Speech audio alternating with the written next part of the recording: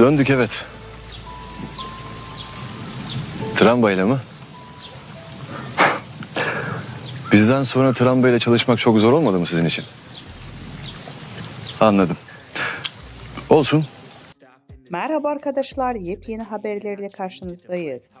Birsen Altuntaş dava sürpriziyle gündem oldu. Elçin Sango'ya cevabı gecikmedi. Birsen Altuntaş ile Elçin Sango arasında gelirim.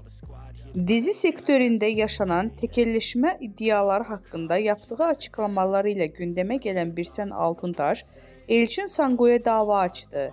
İkili arasında yaşanan atışmalardan sonra Elçin Sango Birsel Altuntaş'a gerilmişti.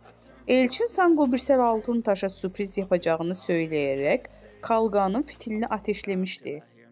Daha sonra belgelerle konuşan Elçin Sango, bu durum üzerine iki sürpriz daha yaptı. Sosyal medya hesabından Altuntaş'a dava açtığını duyurdu. Birsen Altuntaş'tan cevap. Ünlü oyuncu Elçin Sango dün sana iki sürpriz daha var diyerek Altuntaş'a dava açtığını ilan etmişti. Birsel Altuntaş seninle son kez muhatap oluyorum diyerek dava açmıştı. Birsen Altuntaş ise Sango'nun davası karşısında sessiz kalmayarak dava açtığını şu sözlerle duyurdu.